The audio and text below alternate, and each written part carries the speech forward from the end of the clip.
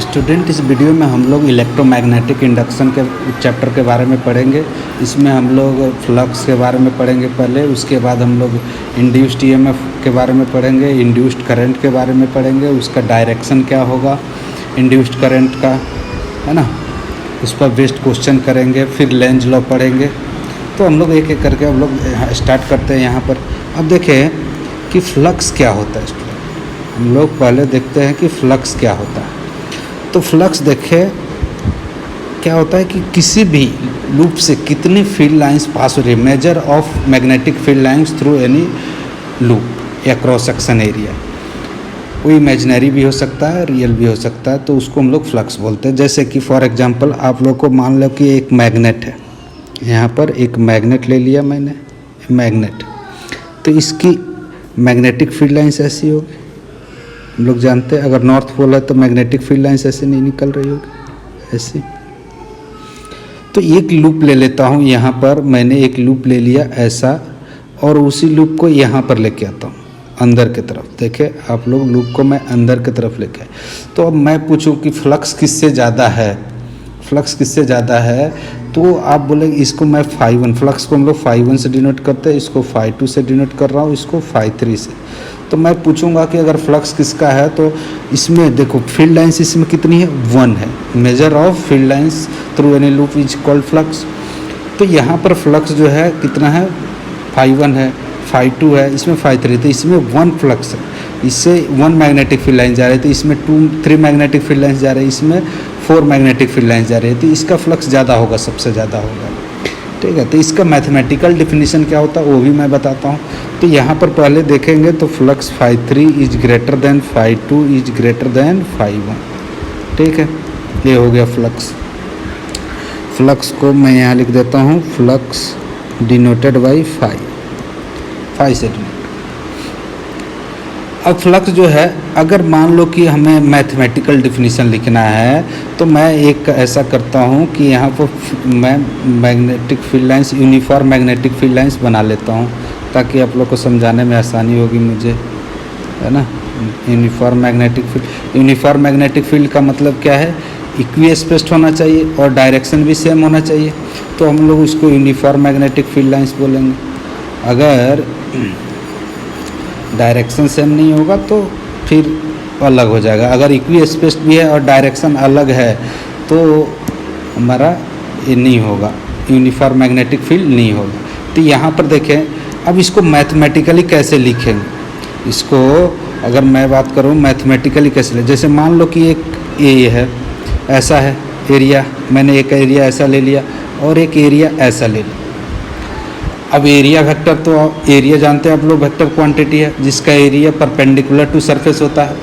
Area vector perpendicular, direction जो होगा area के परपेंडिकुलर होगा, तो यहाँ पर एरिया के परपेंडिकुलर है। अब यहाँ पर देख रहे हैं तो यहाँ पर एरिया वेक्टर इधर भी हो सकता है, राइट वर्ड भी हो सकता है, लेफ्ट वर्ड भी हो सकता है। तो हम लोग जनरली एरिया वेक्टर को अपने मैग्नेटिक फील्ड के डायरेक्शन में लेंगे, मैग्नेटिक फील्ड के डायरेक्शन में। यहाँ पर एरिया जनरली, ऐसा नहीं है कि हम लोग इधर मैग्नेटिक फील्ड कांस्टेंट है, ऐसा नहीं है कि हम लोग को इधर नहीं ले सकते, इधर भी ले सकते हैं, लेकिन हम लोग जनरली मैग्नेटिक फील्ड के डायरेक्शन में लेंगे तो बेटर है, हमारा आसान होगा काम कैलकुलेशन का। यहाँ पर एरिया वेक्टर निकालेंगे तो इसके परपेंडिकुलर डायरेक्शन में एरिया इधर आएगा। यहाँ पर एरिया वेक्टर ऊपर भी हो सकता है, नीचे भी हो सकता है, तो मैं नीचे ही ले लेता हूँ, थीटा मैंने नीचे लिया। मैग्नेटिक फील्ड का डायरेक्शन ये थीटा है, यहाँ पर थीटा कितना होगा, 0 होगा। तो यहाँ पर अगर इसको मैं सिचुएशन 1 बोलता हूँ, इसको सिचुएशन 1, 2 और 3 बोलता हूँ, तो आप देख के बताएंगे कि इससे कितना ज़्यादा फील्ड लाइंस जा रही है तो इससे फ्लक्स ज़्यादा होगा, इससे उससे कम जा रही है तो उसमें उससे कम होगा, और इसमें तो फ्लक्स लाइन बिल्कुल ही नहीं जा रही है। जैसे प्लेन में है, एक प्लेन में है, अब इससे ऐसे मैग्नेटिक फील्ड लाइन्स रही, तो इस लूप से इधर से कोई मैग्नेटिक फील्ड लाइन जाएगी क्या, नहीं जाएगी। तो यहाँ पर इसका वैल्यू अगर मैथमेटिकली निकालें फ्लक्स की, तो फाई इक्वस टू कितना हो जाएगा यार, फाई इक्वस टू होगा, फाई इक्वस टू, इसका डिफिनीशन जो होता है फ्लक्स का वो होता है phi equals to B A cos theta. B dot A होता है एक्चुअली में, A B vector B dot A. इसको कैसे लिख सकते हैं, B A cos theta, magnitude of B magnitude of A cos theta. Theta is the angle between magnetic field and area vector. Theta is the angle between magnetic field and area vector. ठीक है. अब पहला वाला case देखें आप लोग. पहला वाला केस में अगर हम लोग देखें, एक मिनट थोड़ा सा इसको मैं मूव करा दूँ. मैग्नेटिक फील्ड देखें, फ्लक्स पहला वाला सिचुएशन में निकालते हैं हम लोग, तो क्या आएगा फ्लक्स का वैल्यू. φ1 का वैल्यू निकालेंगे तो एरिया थीटा कितना होगा इस केस में. थीटा जो है 0 डिग्री है. थीटा जो है तो φ1 का वैल्यू हो जाएगा बी ए कॉस 0.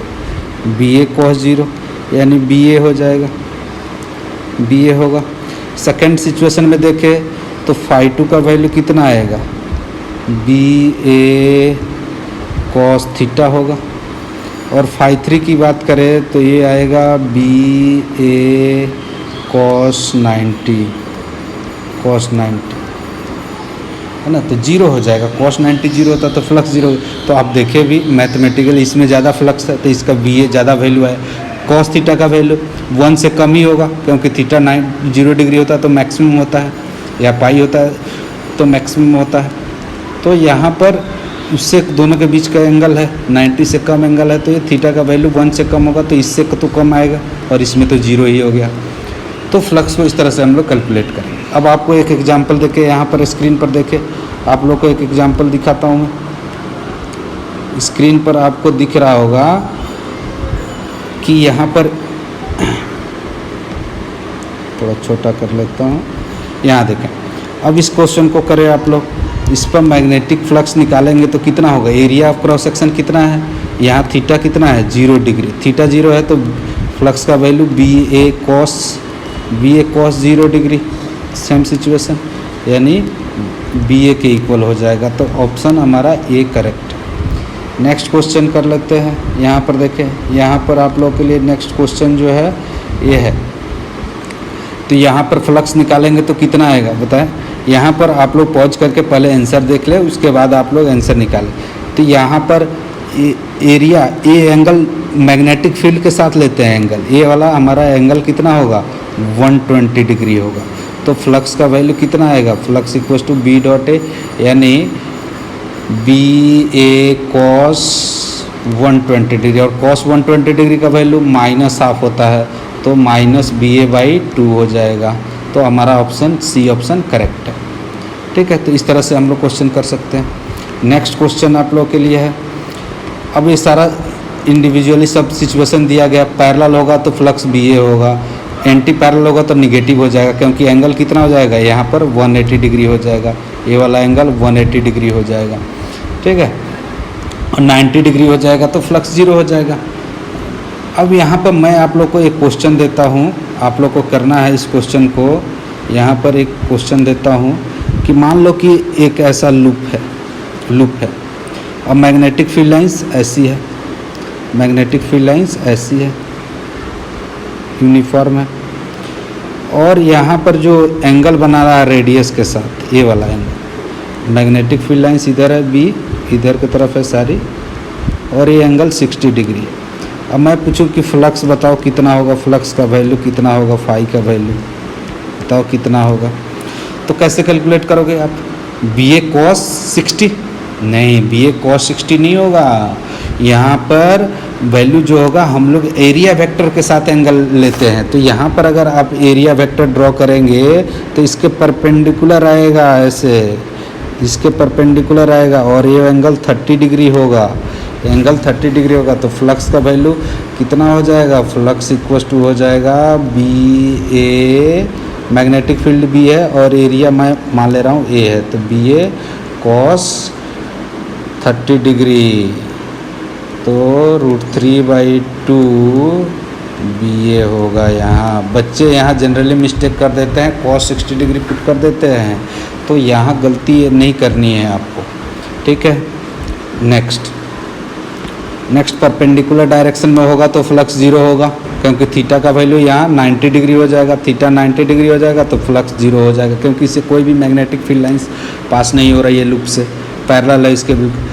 अब इस पर हम लोग कुछ फ्लक्स पर बेस्ड और भी क्वेश्चन करेंगे, फ्लक्स जो होगा। इसके बाद हम लोग जाते हैं फैराडे लॉ। फैराडे लॉ क्या होता है?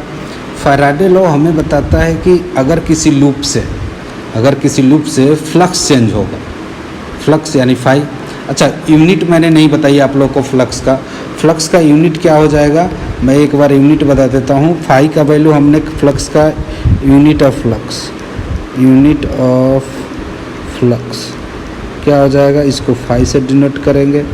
फ्लक्स का यूनिट हम लोग क्या फार्मूला पढ़े, बी ए, इसका यूनिट क्या होगा, B A cos theta, B A cos theta. तो बी कॉस थीटा यूनिटलेस होता है, बी ए का मैग्नेटिक फील्ड क्या होता है, यूनिट टेस्ला, एरिया का क्या होगा, मीटर स्क्वायर। अब टेस्ला मीटर स्क्वायर को हम लोग वेबर बोलते हैं, टेस्ला मीटर स्क्वायर। तो कभी कभी आपको मैग्नेटिक फील्ड का भी यूनिट पूछ लेगा।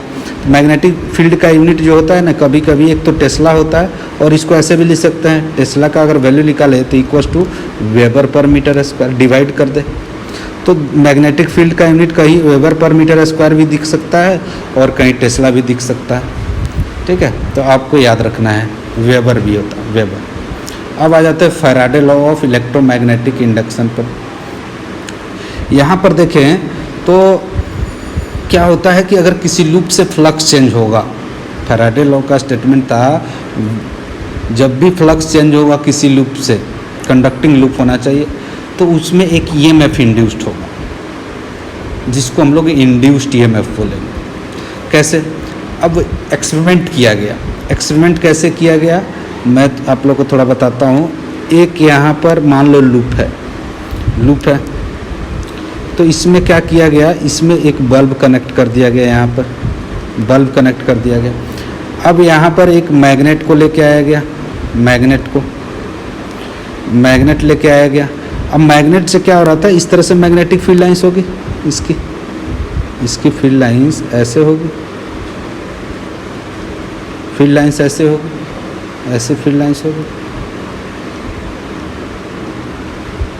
ये नॉर्थ पोल है, ये साउथ पोल, ठीक है, ये मैग्नेटिक फील्ड। अब जैसे ही इस ऐसे रखा गया था तो इसमें ईएमएफ जीरो था इस लूप में, इसमें लूप में ईएमएफ जीरो था। ये बल्ब ग्लो नहीं कर रहा था, ये बल्ब कनेक्ट जो किया गया था ऐसे, इधर का एंड कनेक्टेड है ऐसे, आप सोचे दोनों टर्मिनल कनेक्टेड है, तो ईएमएफ जीरो था। फिर जब इसको मोशन दिया गया, इधर की तरफ मूव कराया गया, तो क्या होगा, फ्लक्स चेंज होगा। जैसे ही इससे हम लोग चेंज कराएंगे इसको, ऐसे कुछ फ्लक्स इससे नहीं भी पास हो, जैसे ही इसको मूव कराएंगे इधर की तरफ, रिलेटिव मोशन देंगे, तो देखा गया कि इसमें वेलोसिटी भी दे दी, और ये रेस्ट में तो रिलेटिव मोशन है दोनों के बीच में, तो इसमें फ्लक्स चेंज हुआ। ये में फ्लक्स चेंज हुआ तो देखा गया बल्ब भी ग्लो कर रहा है, फिर एक और एक्सपेरिमेंट किया गया, इसको तेज़ी से मूव कराया गया, ज़्यादा स्पीड से, तो देखा गया कि बल्ब और ब्राइट हो रहा है, मतलब ईएमएफ ज़्यादा इंड्यूस्ड हुआ होगा। और स्लो ले जा रहे थे तो ईएमएफ का, बल्ब का ब्राइटनेस कम था। और फिर एक और एक्सपेरिमेंट किया गया, इधर ले जाया जा रहा था तो देखा गया कि इसमें गैल्वेनोमीटर भी लगा देंगे, गैल्वेनोमीटर भी लगाया गया। अब देखा गया कि जब इधर की तरफ मूव किया जा रहा था तो डिफ्लेक्शन मान ले क्लॉकवाइज आया, फिर जब दूर ले जाया जा रहा था इसको तो इसमें डिफ्लेक्शन एंटी क्लॉकवाइज आया। तो इसका मतलब है कि करंट का डायरेक्शन भी चेंज होता है, करंट का डायरेक्शन, इंड्यूस्ड ईएमएफ का डायरेक्शन भी चेंज होता है फ्लक्स चेंज होने से। तो इससे फैराडे ने कंक्लूजन निकाला अपना। पहला तो उसने कंक्लूजन जो आप लोग को स्क्रीन पर मैंने ऑलरेडी दिखाया था, यहाँ पर देखे, पहला कंक्लूजन तो ये था कंक्लूजन कि whenever there is change in magnetic flux passing through an area bounded by close conducting loop and EMF is known as induced EMF is produced in it. तो ईएमएफ प्रोड्यूस्ड, जैसे अब यहाँ पर एक loop लिया था, infinite loop बना रहे, जैसे सोलेनॉइड होता था वैसे बाइंडिंग कर देंगे ऐसे, जैसे यहाँ पर दिख रहा है बहुत सारा वायर की ऐसे बाइंडिंग कर दी गई है, तो इससे फ्लक्स चेंज होगा, तो फ्लक्स ज़्यादा चेंज होगा, एक लूप से फ्लक्स निकाल लेंगे तो एन लूप से एन टाइम्स हो जाएगा फ्लक्स, तो एन लूप बना दिया गया। अब यहाँ इसके पास अगर कोई मैग्नेट लगाया जाए ऊपर से तो इसमें फ्लक्स चेंज होगा, और फ्लक्स चेंज होगा तो ईएमएफ भी इंड्यूस्ड होगा, ईएमएफ इंड्यूस्ड। तो उन्होंने यही बताया। और दूसरा उन्होंने जो लॉ बताया उसमें उन्होंने बताया कि इसका मैग्नीट्यूड, अब तो हमें पता चल गया कि तेज़ी से फ्लक्स मूव करा रहे थे तो फ्लक्स तेज़ी से चेंज हो रहा था, फ्लक्स तेज़ी से चेंज हो रहा था, तो ईएमएफ भी ज़्यादा होता, ब्राइट ज़्यादा हो रहा था। तो उन्होंने दूसरा लॉ इसी बताया, उसके मैग्नीट्यूड को लेकर उन्होंने बताया कि induced EMF in a close loop is equal to negative of the rate of change of magnetic flux through it. मतलब फ्लक्स जो भी चेंज होगा, जैसे कि फॉर एग्जांपल मान लो कि यहाँ पर ऐसा हमारा मैग्नेट था, अब इससे फ्लक्स ऐसे थी, ऐसे मैग्नेटिक फील्ड लाइन से नॉर्थ पोल मान ले रहा हूँ, ये साउथ पोल है, इसकी इधर वाला मैं नहीं ड्रॉ कर। तो यहाँ पर जैसे ही तेज़ी से मूव कराया जा रहा था तो इसमें फ्लक्स भी तेज़ी से चेंज होगा, मतलब इनिशियल फ्लक्स देखेंगे तो कम होगा। मान लो कि लूप इनिशियली यहाँ था, अब इसको और मूव करके ला दिए, यहाँ पर मूव करके ला दिए, लूप को ही मूव करा दे या इसको मूव करा दे, दोनों में किसी को भी मूव करा सकते हैं, रिलेटिव मोशन देना है दोनों के बीच में। तो यहाँ पर अगर लूप को यहाँ से यहाँ मूव करा दिया, यहाँ से यहाँ तक, तो फ्लक्स बढ़ गया। इनिशियली फ्लक्स कम था, बाद में फ्लक्स ज़्यादा हो गया, तो फ्लक्स का चेंज निकाल सकते हैं। फ्लक्स चेंज निकाल लेंगे तो हमारा ईएमएफ जो होगा, और इस फ्लक्स को चेंज होने में जितना टाइम लगा तो rate of change of flux निकाल ले रहा हूँ। मैं मान ले रहा हूँ कि इनिशियली फ्लक्स ∅1 था, बाद में फ्लक्स ∅2 हो गया, तो चेंज इन फ्लक्स कितना हो जाएगा? चेंज इन फ्लक्स जो होगा वो हो जाएगा change in flux delta phi बोल रहा हूँ, चेंज इन फ्लक्स को डेल्टा फाई बोल रहा हूँ, क्या हो जाएगा? Final flux minus initial flux, यही होगा, इसको डेल्टा फाई बोलते चेंज इन फ्लक्स। अब इस प्रोसेस में मान ले रहा हूँ कि टी टाइम लगा, तो change in flux, rate of change of flux क्या हो जाएगा? Rate of change of flux, rate of change of flux, rate of change of flux कितना हो जाएगा यार? Rate of change of flux हो जाएगा, एक मिनट थोड़ा इसको मूव करा लो, ये हो जाएगा ∅2 माइनस ∅1, और इसको इनिशियल या ∅2 फाइनल मान ले रहा हूँ यहाँ पर बाई टी, यानी delta phi by delta T time taken. ये टाइम टेकन है, टाइम इंटरवल है, टाइम नहीं है, टाइम इंटरवल है। टी जो है टाइम टेकन टी लिया है तो T2 माइनस T1 ही होगा। तो इसको हम लोग rate of change of flux, अगर इंटीग्रल फॉर्म में लिखे ए एवरेज वैल्यू हो जाएगा, अगर इंटीग्रल फॉर्म में लिखे रेट को तो d∅ बाई dt, छोटा सा change in flux divide by छोटा, इसको rate of change of flux, rate of change of flux at any instant, rate of change of flux at any instant.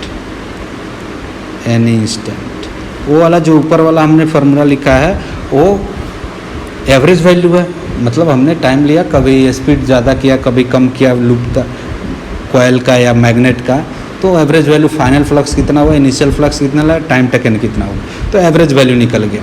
ठीक है, इंस्टेंटेनियस निकालना है तो उस टाइम पर कितना फ्लक्स किसी इंस्टेंट पर देख लेंगे कि कितना चेंज हुआ, तो इस तरह से रेट ऑफ चेंज। अब उन्होंने क्या बताया, इंड्यूस्ड जो ईएमएफ होगा, इसमें जो ईएमएफ इंड्यूस्ड होगा उसका वैल्यू कितना होगा यार? उसका वैल्यू ईएमएफ जो इंड्यूस्ड होगा फैराडे सेकंड लॉ से अगर देखें तो उन्होंने बताया कि negative of delta phi by delta T या d∅ by D T, delta phi by delta T average value हो जाएगा, और बोले तो d∅ बाई डी टी।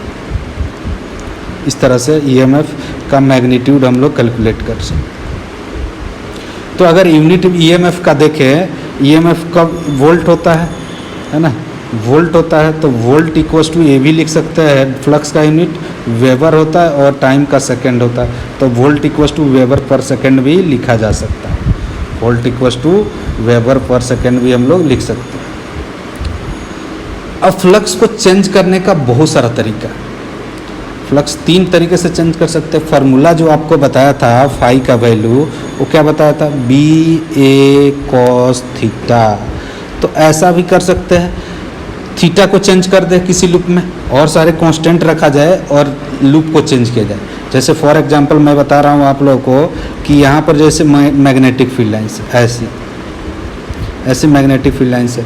और मैंने एक लूप ले लेता हूँ ऐसा, एक लूप बना लिया ऐसा, 1 मिनट रुको, ऐसा लूप ले लिया। अब इस पॉइंट के अबाउट अगर रोटेट करने लगूँ, इसके अबाउट ऐसे रोटेट करने लगूँ तो एरिया वेक्टर चेंज होने लगेगा। एरिया वेक्टर पहले इधर था, एरिया वेक्टर चेंज होगा तो एंगल चेंज होगा, एंगल चेंज होगा तो फ्लक्स भी चेंज हो जाएगा।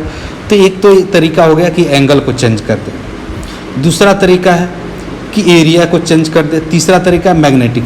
अब जैसे मान लो ये वाला ही लूप है, यहाँ पर अब मैग्नेटिक फील्ड का मैग्नीट्यूड बढ़ाने लगो इधर की तरफ, करंट बढ़ा के। कैसे सर, कैसे कर सकते हैं? तो ऐसे कर सकते हैं, मान लो कि एक करंट कैरिंग वायर है तो अपने चारों तरफ मैग्नेटिक फील्ड क्रिएट करता है। तो इस पॉइंट पर अगर मैग्नेटिक फील्ड लगाएंगे तो लेफ्ट हैंड रूल से थंब के अलॉन्ग रखेंगे और पाम को यहाँ हीट करेंगे तो अंदर की तरफ magnetic flux, magnetic field lines जाएगी, मैग्नेटिक फील्ड लाइन्स अंदर की तरफ होगी। ठीक है, तो यहाँ पर अगर एक लूप रख दूँ ऐसे, ऐसे एक लूप बना दिया तो यहाँ पर करंट का मैग्नीट्यूड बढ़ाऊंगा तो यहाँ पर मैग्नेटिक फील्ड का वैल्यू बढ़ेगा, क्योंकि यहाँ पर मैग्नेटिक फील्ड का किसी r डिस्टेंस पर हमने फार्मूला पढ़ा था कि μ0I/2πd है कि नहीं। तो 2πd तो यहाँ से निकल जाएगा, मैग्नेटिक फील्ड कितना होगा, तो हर एक पॉइंट का मैग्नेटिक फील्ड बढ़ेगा तो फ्लक्स भी बढ़ जाएगा, या अगर करंट को डिक्रीज करेंगे तो फ्लक्स भी घट जाएगा। तो घट भी सकता है या बढ़ भी सकता है। तो ऐसे हम लोग मैग्नेटिक फील्ड को वेरी करा के भी हम लोग किसी लूप से फ्लक्स को चेंज कर सकते हैं। तीसरा, एरिया को चेंज किया जाए। जैसे मान लो आप लोगों को यहाँ एक ट्रैक ऐसे मैग्नेटिक फील्ड लाइन्स बना देता, ऐसा है एक ऐसा कंडक्टिंग वायर है, कंडक्टिंग ट्रैक है, मान लो ऐसे बना दिया एक कंडक्टिंग। अब इसके ऊपर क्या करता हूँ मैं, ऐसे एक रॉड लगा दिया, ऐसे कलर चेंज कर लेता हूँ थोड़ा ताकि अच्छा दिखेगा। यहाँ पर ऐसे मान लो कि एक रॉड है, इसको रोल कर दिया v वेलोसिटी, तो मैग्नेटिक फील्ड मान ले रहा हूँ अंदर की तरफ मैग्नेटिक फील्ड लाइन्स है, चारों तरफ यूनिफॉर्म मैग्नेटिक फील्ड लाइन्स है, चारों तरफ यूनिफॉर्म मैग्नेटिक फील्ड लाइन्स। तो लूप हमारा कौन सा हो गया, ये वाला लूप बनेगा, ये वाला लूप।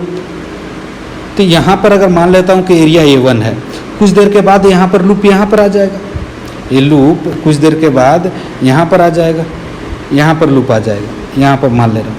तो पहले एरिया कम था मैग्नेटिक फील्ड से, मान ले रहा हूँ इसका एरिया A1 है। अब जो लूप बना नया वाला लूप ये वाला होगा, ये वाला लूप बन गया होगा जब ये मूव करके यहाँ चला गया, तो ये एरिया ज़्यादा हो गया, लेकिन मैग्नेटिक फील्ड तो कांस्टेंट है। तो फ्लक्स का वैल्यू कितना हो जाएगा, इसका एरिया A2 है तो φ1 मैं लिख ले रहा हूँ इनिशियल कितना हो जाएगा b इंटू A1, मान ले रहा हूँ magnetic field b into A1 होगा, φ2 कितना हो जाएगा b इंटू A2। तो A2 चूँकि A2 ग्रेटर देन A1 है तो φ2 ग्रेटर देन क्या होगा, φ1 होगा, φ2 ग्रेटर देन φ1 होगा। ठीक है, अब यहाँ पर चेंज, तो इस तरह से हमारा चेंज हो गया फ्लक्स। तो बहुत सारा तरीका है, यहाँ पर आपको एंगल वेरी करके कर सकते हैं। फिर आप तीनों सिचुएशन का समराइज किया गया है यहाँ पर देख रहे हैं कि अगर इधर की तरफ रॉड को रोल कर देंगे, एक कंडक्टिंग है, रोल कर देंगे तो फ्लक्स चेंज होगा, इसमें बल्ब कनेक्टेड है तो बल्ब ग्लो करेगा तो फ्लक्स चेंज हो रहा है। इधर भी भेज सकते हैं तो फ्लक्स घटेगा, इधर भेजेंगे तो फ्लक्स बढ़ेगा, क्योंकि एरिया ये वाला अगर थोड़ा देर के बाद यहाँ वायर आ जाएगा तो एरिया घट जाएगा, लेकिन मैग्नेटिक फील्ड तो कॉन्स्टेंट है। यहाँ पर लूप को घुमा रहे हैं तब भी EMF इंड्यूस हो रहा है, और इसमें क्या हो रहा है, मैग्नेटिक फील्ड को वेरी करा रहे हैं। मैग्नेटिक फील्ड को बढ़ा सकते हैं या घटा सकते हैं, तब भी EMF इंड्यूस्ड होगा, चेंज होगा। किसी भी लूप को में अगर चेंज होगा तो वो EMF इंड्यूस्ड होगा। जब तक फ्लक्स कांस्टेंट रहेगा तब तक EMF इंड्यूस्ड नहीं होगा। आप किसी लूप को मैग्नेटिक फील्ड में रख देंगे तो EMF इंड्यूस्ड नहीं होगा, उसमें रखे रह रहा है तब तक EMF, उसको आप फ्लक्स को चेंज करेंगे उस लूप में तभी EMF इंड्यूस्ड होगा, नहीं तो नहीं होगा। ठीक है, अब इंड्यूस्ड EMF तो हो गया, मैग्नीट्यूड भी निकाल लिया कि d∅dt होगा। चलो एक सिचुएशन मैं आप लोग को बता देता हूँ, एक क्वेश्चन हम लोग कर लेते हैं कि फ्लक्स निकालने का, एक फ्लक्स पर बेस्ड एक क्वेश्चन कर लेते हैं। जैसे मान ले रहा हूँ कि एक लूप था, ऐसा लूप है, यहाँ पर मैग्नेटिक फील्ड ऐसी थी, मैग्नेटिक फील्ड में बना देता हूँ, यहाँ ऐसे थी। अब इस पहले एरिया वेक्टर इधर था, एरिया इसका A मान ले रहा हूँ और मैग्नेटिक फील्ड B मान ले रहा हूँ। कुछ देर के बाद लूप ऐसे हो गया, ये एंगल बना रहा है, अब ये 60 डिग्री बना रहा है। ठीक है, 60 डिग्री बना रहा है लूप, तो एरिया वही है। तो अब यहाँ पर इसमें जो टाइम लगा यहाँ से, मतलब यहाँ से यहाँ लूप को रोटेट करने में, इस लूप को अपने ही पोजीशन पर रोटेट कर दिया गया, ठीक है। तो रोटेट करने के बाद ये दो सिचुएशन अलग अलग है। इसमें टाइम मान ले रहा हूँ, इस प्रोसेस में टाइम टी लगा। तो हमको rate of change of flux निकालना, तो फाई इनिशियल निकालेंगे तो कितना होगा यार, बी ए कॉस 0 1 हो जाएगा। यहाँ पर फाई 2 निकालेंगे तो फाई फाइनल निकालेंगे तो कितना आएगा यार, बी ए कॉस 60, कॉस 60 का वैल्यू हाफ होता है तो बी ए बाई 2 हो जाएगा, बी ए बाई 2, ठीक है। अब यहाँ पर फ्लक्स चेंज इन फ्लक्स निकालेंगे, डेल्टा फाई कितना हो जाएगा, B A by 2, B A by 2 final B A by 2 है माइनस बी ए, तो ये कितना आ जाएगा माइनस बी ए बाई 2। तो हमारा फ्लक्स चेंज इन फ्लक्स इतना आएगा, तो rate of change of flux कितना हो जाएगा, rate of change of flux, rate of change of flux कितना होगा, rate of change of flux, rate of change हो जाएगा B A by 2 by T, time taken T. तो EMF कितना होगा, निगेटिव होगा इसका minus B A by 2, sorry negative minus B A by 2 divided by 2t, तो ये हो जाएगा बी ए बाई 2t, ये ईएमएफ इतना वोल्ट होगा आंसर। इस तरह से ये एग्जाम्पल है। तो इस तरह से हम लोग कैलकुलेट कर सकते हैं ईएमएफ। ये एवरेज वैल्यू निकाला मैंने, इंस्टेंटेनियस भी निकाला जा सकता है, ठीक है। अब यहाँ पर देखें, अब डायरेक्शन को लेकर फैराडे लॉ से भी डायरेक्शन निकाल सकते हैं। एक आप लोग को लॉ बताऊंगा, लेंज लॉ, लेंज लॉ से भी डायरेक्शन निकाल सकते हैं। तो फैराडे लॉ में थोड़ा सा डिफ़िकल्ट होता है, लेकिन लेंज लॉ से आसान हो जाता है। लेंज लॉ बना ही है डायरेक्शन निकालने के लिए, ईएमएफ का डायरेक्शन निकालने के लिए ही लेंज लॉ बना है। तो हम फैराडे लॉ से भी ईएमएफ निकाल सकते हैं, डायरेक्शन ईएमएफ का, कि इंड्यूस्ड ईएमएफ कैसा होगा। अब देखो, एक तो मैं सिचुएशन आप लोग को बता देता हूँ कि मान लो कि एक लूप है, ये यहाँ पर मैग्नेट है, इस तरह से मैग्नेट है, तो मैग्नेटिक फील्ड लाइन्स ऐसी होगी, मैग्नेटिक फील्ड लाइन्स ऐसी होगी, ठीक है, मैग्नेटिक फील्ड लाइन्स ऐसी होगी, ये नॉर्थ पोल है। अब इस तरह से, अब यहाँ पर हम लोग देख रहे थे कि इधर ले जाने पर करंट का डायरेक्शन अलग हो रहा था। मान ले रहा हूँ एंटी क्लॉक, इस तरह से अगर फ्लक्स चेंज हो रहा था तो इसमें ईएमएफ प्रोड्यूस्ड होगा, ये तो मुझे पता है कि किस डायरेक्शन में होगा। मान ले रहा हूँ कि इस डायरेक्शन में आएगा, ऐसे ऐसे होगा। अब जैसे ही इससे दूर ले जा रहा था तो डायरेक्शन रिवर्स हो जा रहा था। तो हम लोग को कैसे पता चलेगा कि सर फ्लक्स चेंज हो रहा है तो किस डायरेक्शन में किधर लेंगे हम लोग को, ये तो हमें आइडिया नहीं है। तो आपको क्या करना है, यहाँ स्टेप दिया गया, take the direction of loop and area vector generally along existing magnetic field. तो डायरेक्शन ऑफ लूप लेना है, इस तरह से डायरेक्शन ऑफ लूप ले ताकि एरिया वेक्टर हमारा मैग्नेटिक फील्ड के डायरेक्शन में आएगा, ठीक है। कैसे सर, उसके बाद हम लोग को फ्लक्स से निकालना है। यहाँ पर देखो मैं कैसे करता हूँ, यहाँ पर एक लूप ले लिया, यहाँ पर मान ले रहा हूँ एक लूप है, लूप पर मैंने ऐसे ए हो गया। अब ये क्या करना है हमको, मैग्नेटिक फील्ड का डायरेक्शन कैसे होगा, चलो ये मैग्नेट बनाने की जरूरत नहीं है, मैं ऐसे यूनिफॉर्म मैग्नेटिक फील्ड ले लेता हूँ ताकि आसान हो जाए। तो ऐसे यूनिफॉर्म मैग्नेटिक फील्ड मान ले। अब यहाँ पर देखें तो फ्लक्स जो होगा उसका इधर के डायरेक्शन में एरिया वेक्टर लेना है हमें। तो इधर की तरफ एरिया वेक्टर लेने के लिए हमको लूप को इस डायरेक्शन में लेना, अपने लूप को ऐसे रैंडम ले लिया मैंने लूप को इस डायरेक्शन में, तो एरिया वेक्टर मैंने मैग्नेटिक फील्ड के डायरेक्शन में लेंगे। करंट के जो एरो लिए है उधर की तरफ कर्ल करेंगे, जिधर थंब होगा उधर हमारा एरिया वेक्टर का डायरेक्शन होगा। तो हम लोग ऐसे ले लेता हूँ, गलती से उधर हो गया था, ऐसे ले लेता। तो आप फिंगर को कर्ल करेंगे करंट के डायरेक्शन में, कर्ल करेंगे तो थंब हमारा राइट वर्ड आएगा और मैग्नेटिक फील्ड इस तरह, तो इसलिए हमने इस तरह से लूप ले लिया। तो इस तरह अब हमको चेक करना है कि फ्लक्स बढ़ रहा है या घट रहा है। अगर चेंज फाइनल फ्लक्स और इनिशियल फ्लक्स का डिफरेंस देखेंगे, पॉजिटिव आया तो बढ़ रहा है, और फाइनल फ्लक्स और इनिशियल फ्लक्स का डिफरेंस देखेंगे निगेटिव आया तो घट रहा है। अगर फ्लक्स बढ़ रहा है तो हमने जो डायरेक्शन माना था, मतलब इस डायरेक्शन में एरिया वेक्टर इधर लेने के लिए हम लोग क्या करेंगे, अपने फिंगर को कर्ल करेंगे करंट के एरो के डायरेक्शन में, तो थंब जिधर जाएगा उधर हमारा एरिया वेक्टर हो जाएगा, वैसे ले लिया तो मैग्नेटिक फील्ड के डायरेक्शन में आएगा। अब हमको क्या करना है कि चेक करना है कि flux greater than D phi by D T का वैल्यू ग्रेटर देन है या लेस देन है।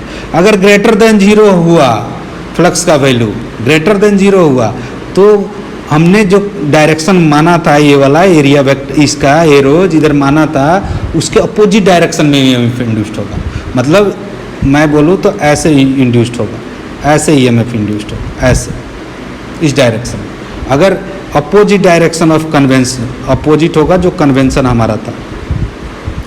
अगर D phi by D T less than हुआ zero, D phi by D T का वैल्यू लेस देन जीरो हो, तो ये निगेटिव होगा।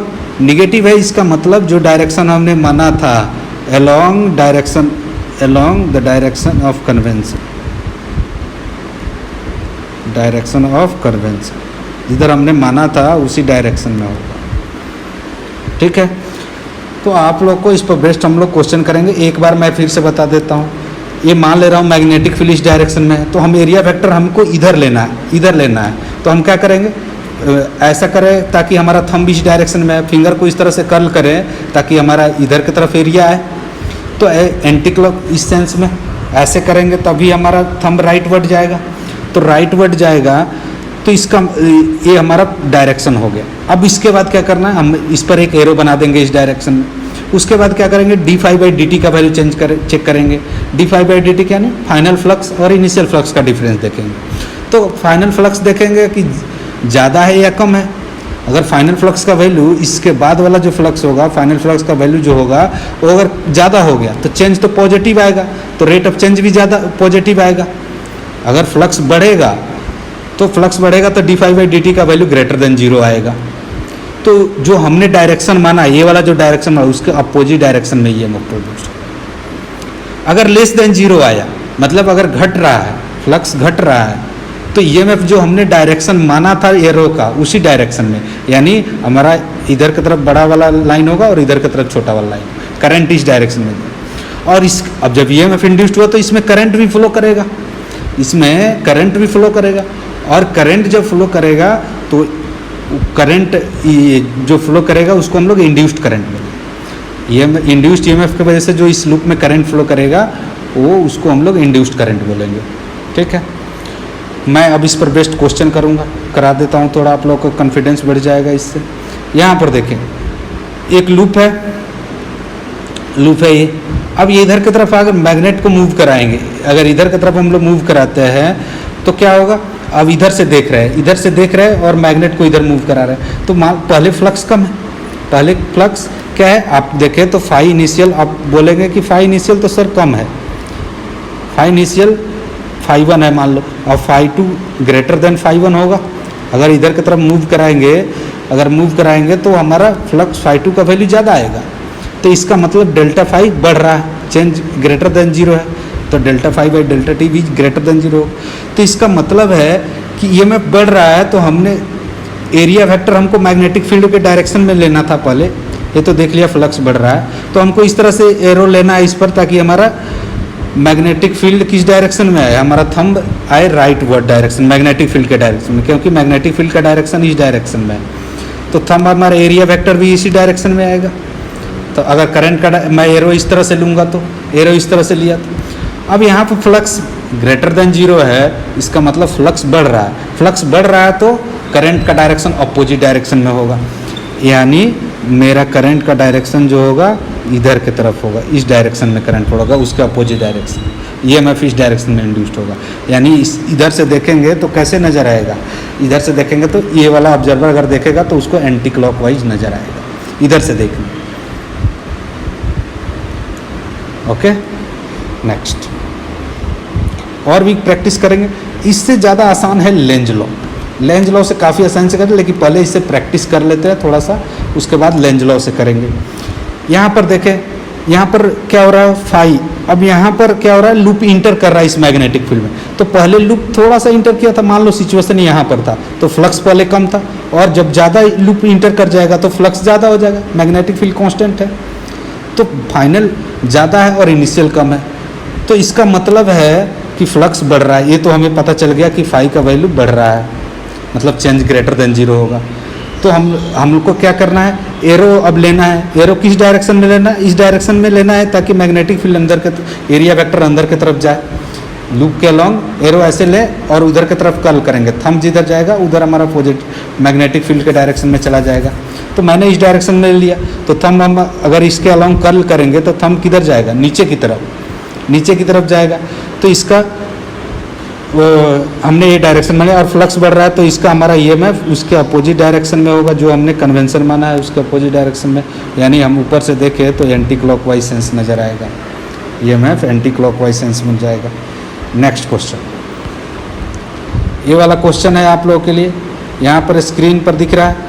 अब पहले तो आपको पता करना पड़ेगा मैग्नेटिक फील्ड का, करंट बढ़ रहा है, तो मैंने बताया था कि यहाँ पर मैग्नेटिक फील्ड किधर की तरफ होगा, अंदर की तरफ होगा, अंदर की तरफ होगा। थंब रूल से करंट के डायरेक्शन में थंब के रखेंगे, इस पॉइंट पर अपने पाम को ऐसे हिट करेंगे तो अंदर की तरफ जा रहा है, तो यहाँ अंदर की तरफ मैग्नेटिक फील्ड। अब हमें करंट बढ़ रहा है तो फ्लक्स बढ़ रहा है, ये तो पता चल गया फ्लक्स बढ़ रहा है सर। अब एरो लेना है, एरो इस तरह से लेना है ताकि हमारा करंट के एरो के डायरेक्शन में अपने थंब को कर्ल करे तो मैग्नेटिक फील्ड के डायरेक्शन में हमारा थंब जाए, उधर हमारा पॉजिटिव डायरेक्शन में। तो इस तरह से ले लेता हूँ एंटी क्लॉकवाइज सेंस में, तभी थंब नीचे की तरफ जाएगा, मैग्नेटिक फील्ड भी नीचे की तरफ है। तो फ्लक्स बढ़ रहा है तो इसका मतलब क्या है, ईएमएफ जो इंड्यूस्ड होगा उसके अपोजिट डायरेक्शन में होगा, हमारा बढ़ रहा है। अगर घट रहा होता और यहाँ पर करंट घट रहा होता तो क्लॉकवाइज सेंस में एरो के डायरेक्शन में ही आंसर होता।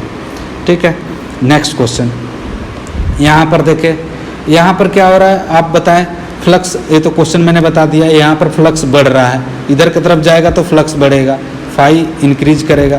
जब फाई इंक्रीज कर रहा है तो हम इधर से अगर देख रहा है कोई ऑब्जर्वर तो एरिया वेक्टर इस तरह से लेना है, मैग्नेटिक फील्ड के डायरेक्शन में आएगा। फिंगर को अगर एरो इधर से देख रहा हूँ एरो, तो ऐसे कर्ल करूँगा तो इधर चला जाएगा, तो ऐसे लूँगा इधर से, तब मैं ऐसे करूँगा तब हमारा थंब इधर की तरफ आएगा।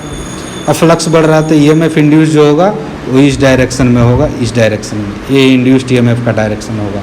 यानी अगर इधर से कोई देख रहा है तो उसको कैसे नज़र आएगा, क्लॉकवाइज नज़र आएगा, तो ये आंसर क्लॉकवाइज होगा। ठीक है, नेक्स्ट क्वेश्चन,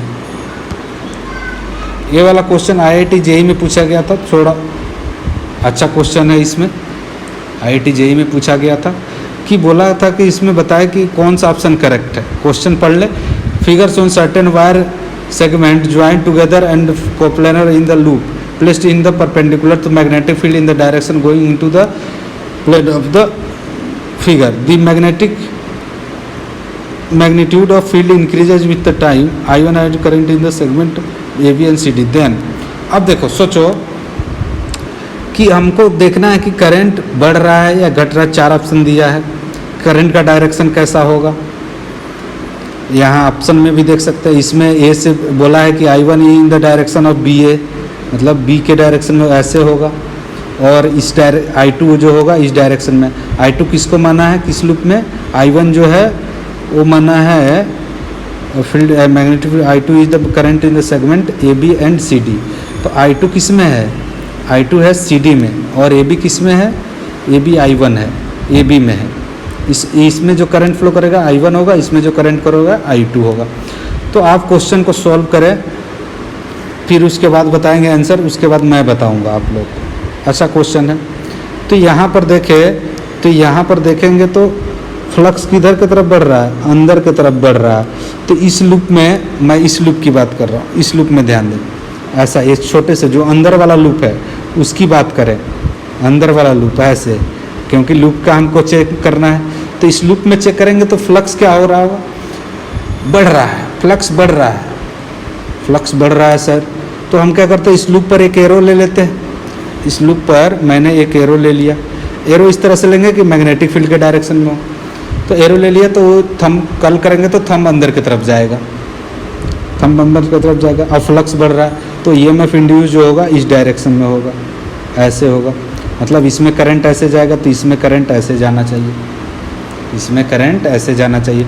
मतलब ए से बी जो होगा वो I1 है ना, ए से बी I1 है, तो I1 का वैल्यू ए से बी होगा और I2 का वैल्यू ये सेम ही करंट है, I1 इक्वस टू I2 होगा, I1 इक्वस टू I2 होगा, लेकिन नेम दे दिया है यहाँ पर इक्वस टू I1। तो यहाँ पर इस डायरेक्शन में करंट I1 जो होगा और इसमें D2C, ऑप्शन ए करेक्ट है, A to B और D to C A correct है। तो थोड़ा ट्रिकी क्वेश्चन था।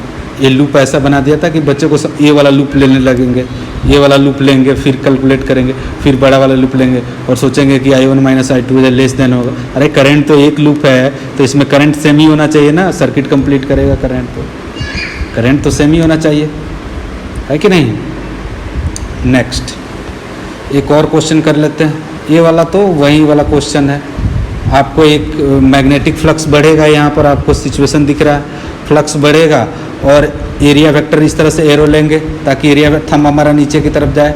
तो यहाँ पर फ्लक्स बढ़ रहा है तो ईएमएफ एरो के अपोजिट डायरेक्शन में होगा, सिंपल सा आंसर है। तो ऊपर से देखेंगे तो हमको कैसे नजर आएगा, एंटी क्लॉकवाइज से। तो शायद क्वेश्चन कराया था मैंने। नेक्स्ट क्वेश्चन, ये भी यहाँ पर एक क्वेश्चन जो है आपको देखना है। यहाँ पर मैग्नेटिक फील्ड ऊपर की तरफ है तो लूप किस तरह से लेंगे, इस एरो इस तरह से लेंगे तभी हमारा मैग्नेट एरो ऊपर की तरफ आएगा। इस डायरेक्शन में आप फिंगर को कर्ल करेंगे इस डायरेक्शन में तो थंब ऊपर की तरफ आएगा क्योंकि मैग्नेटिक फील्ड ऊपर की तरफ है। अब इस लूप इंटर करेगा तो फ्लक्स बढ़ेगा, क्योंकि पहले अगर थोड़ा सा इंटर करेगा तो फ्लक्स इनिशियली कम होगा, बाद में पूरा लूप ज़्यादा इंटर करेगा लूप तो फ्लक्स ज़्यादा हो जाएगा, तो फाई का वैल्यू बढ़ रहा है। तो हमने जो एरो माना था वो उसके अपोजिट डायरेक्शन में होगा, मैग्नेटिक फ्लक्स इस डायरेक्शन में होगा, यानी इस डायरेक्शन में करंट फ्लो करेगा। ये कौन सा डायरेक्शन है, क्लॉकवाइज। तो इस तरह से हम लोग डायरेक्शन निकाल सकते हैं। और भी एक क्वेश्चन कर सकते हैं आप लोग। यहाँ पर एक और क्वेश्चन करा देता हूँ। लूप बाहर निकल रहा है, 1 मिनट देखें। यहाँ पर लूप जो है बाहर की तरफ आ रहा है। यहाँ पर लूप पहले फ्लक्स क्या है, ज़्यादा है। अब जैसे ही मान लो कि ये वाला यहाँ पर आ जाए, अब ये वाला सिचुएशन ऐसा क्रिएट हो जाए लूप ऐसे, तो फ्लक्स क्या हो जाएगा, कम हो जाएगा। तो फाई इनिशियली ज़्यादा था तो फ्लक्स घट रहा है, टाइम के साथ फ्लक्स घट रहा है। तो हमको एरो लेना है। एरो किस तरह से लेना है ताकि हमारा कर्ल करे करंट के डायरेक्शन, एरो के डायरेक्शन में, तो थंब हमारा नीचे की तरफ मैग्नेटिक फील्ड के डायरेक्शन में जाए। तो इस तरह से एरो, और फ्लक्स घट रहा है तो फ्लक्स घट रहा है तो जो एरो हमने माना था उसी डायरेक्शन में हमारा मैग्नेटिक करंट का डायरेक्शन होगा, यानी क्लॉकवाइज सेंस ही होगा आंसर। तो हमने पहले क्या करना है, एक एरो ले लेना है, इस तरह से एरो लेना है ताकि हम उस डायरेक्शन में अपने राइट हैंड को कर्ल करें एरो के अलोंग, तो थंब हमारा मैग्नेटिक फील्ड के डायरेक्शन में जाना चाहिए। ठीक है, हम लोग कोई भी डायरेक्शन ले सकते हैं तो उससे कोई गलत नहीं होगा, लेकिन इस तरह से करेंगे तो मिस्टेक होने के चांसेस गलत नहीं होगा। तो इस तरह से हमारा फाई का वैल्यू घट रहा था तो जो डायरेक्शन था वही होगा। आपको चिंता भी करने की जरूरत नहीं है। लेंज लॉ जब पढ़ेंगे तो उसमें भी ऐसा आएगा, लेंज लॉ में भी डायरेक्शन ही हम लोग कैलकुलेट करेंगे। ठीक है, नेक्स्ट है कि यहाँ पर देखें, यहाँ पर भी आप लोग कैलकुलेट कर सकते हैं। यहाँ पर 1 मिनट थोड़ा सा मैं इसको रिप्लेस कर देता हूँ इससे। ठीक है, अब यहाँ पर भी देखें, इसको सारे को लेंज लॉ से भी करेंगे। यहाँ पर देखा है यूजिंग लेंज लॉ, इस क्वेश्चन को लेंज लॉ से भी करेंगे और इससे भी करेंगे। आप लोग देखेंगे आंसर तो दोनों से सेम ही आएगा। तो यहाँ पर देखें, अगर इधर ऑब्जर्वर है तो मैग्नेटिक अगर इधर की तरफ जाएगा तो फ्लक्स बढ़ेगा। पहला ऑप्शन तो हमें पता चल गया कि फ्लक्स बढ़ेगा। उसके बाद एरो इस तरह से लेना है, इस सेंस में देखना है ताकि हमारा मैग्नेटिक फील्ड का डायरेक्शन में जाए। मैग्नेटिक फील्ड का डायरेक्शन ऐसा है तो इस पर इधर से देख के एरो किस तरह से ऐसे कर्ल करेंगे तो हमारा डायरेक्शन इधर होगा, तभी हमारा एरिया वेक्टर इधर की तरफ जाएगा। ओके, अब फ्लक्स बढ़ रहा है तो ईएमएफ इंड्यूस जो होगा इस डायरेक्शन में होगा, ऐसे इस लूप में। सॉरी 1 मिनट, इसके अपोजिट डायरेक्शन में बनाना है मुझे। ये बड़ा होगा, ये छोटा होगा, तो ऐसे ईएमएफ इंड्यूस्ड होगा, मतलब करंट ऐसे आएगा, करंट ऐसे आएगा। ठीक है, इधर से जाएगा करंट और इधर से आएगा, यानी इधर से ऑब्जर्वर को देखेगा तो कैसे नज़र आएगा, इस ऑब्जर्वर को ऐसे जाएगा तो एंटी क्लॉकवाइज सेंस नज़र आएगा, एंटी क्लॉकवाइज सेंस नज़र आएगा इस ऑब्जर्वर को। इधर से देखेंगे तो क्लॉकवाइज नज़र आएगा। तो इस ऑब्जर्वर के लिए आंसर पूछा। ओके, तो आज के लिए नेक्स्ट वीडियो में हम लोग लेंज लॉ के बारे में पढ़ेंगे और फिर इसी डायरेक्शन को कैलकुलेट करके मैं बताऊंगा, देखेंगे कि सेम डायरेक्शन आ रहा है। ठीक। ठीक है, आज के लिए इतना ही।